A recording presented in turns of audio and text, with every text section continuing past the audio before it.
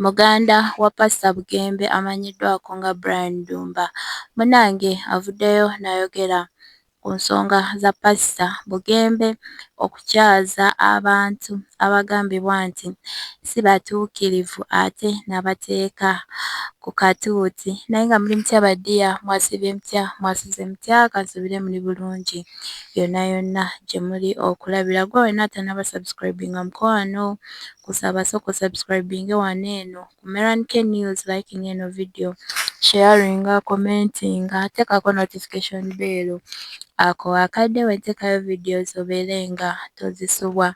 Ba returning subscribers mbagala nnyo wakensuso kye mukola kyakabi nnyo baddiya era mbasaba temujjangu okwo bamikwano.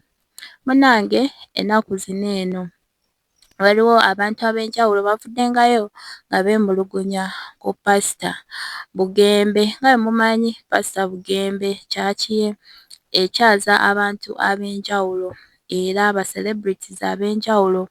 Munnange abasinga bali comfortable nnyo okugenda mu kyaki ya Pastor Bugembe era nga wavaayo n'abuulira n'agamba buno ye kyaki ye eyaniriza buli muntu oba oli wa ddiini ki oba oli wa ddiini ki oyanirizibwa okgenda ku kyaki ye.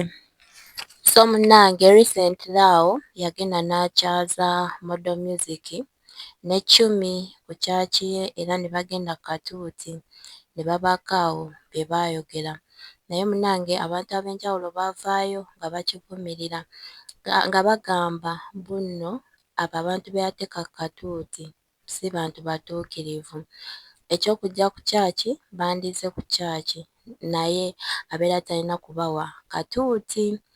Munnange abantu abamu batyo bwe bavaayo ne bamukolera videos nga bamugamba ekyo kye yakoze kikyamu ate nga bwe mumanyi Modo Music musajja naye yeeyisa ng'omukazi ate ne Uncle Chumi naye mukazi naye yeeyisa nga omusajja. So abantu abamu balowooza buno banne abantu ababiri balimu ezo embeera z'obusiyazi. Abantu abasinga bwe batyo bwe balowooza kati bagamba mbuno Pastor Bugembe alinga awagira ebyo ebintu bye bakola. So munnange engeri eno Brian Dumba gy'ali muganda wa Pastor Bugembe buno abantu abamu bamutuukiridde nga bamubuuza ekyo akyogerako ki era munnange bw'ati bwe yabaanukudde. Ngenda kuba mbalekerako wano vidiyo ye munnange muwulire butya bwe yabaanukudde. So bamikwano vidiyo ye eno ngenda kuba ngibalekerako naye nga mubeere bulungi mweraba.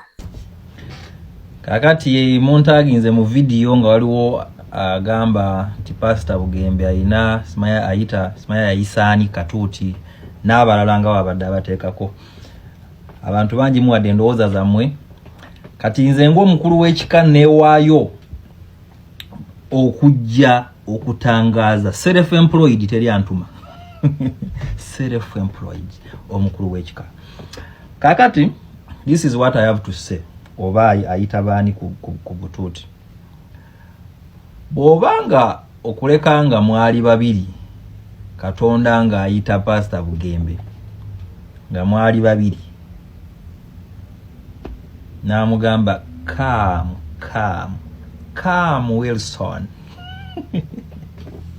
nga mwali babiri oli wa ddembe okumuwa amagezi. Naye wabanga yamugamba nti come Wilson nga tewaliyo nze ndowooza ensonga ezo zirekere ye n'eyamuyita. Nenteekako omukono omukulu w'ekika.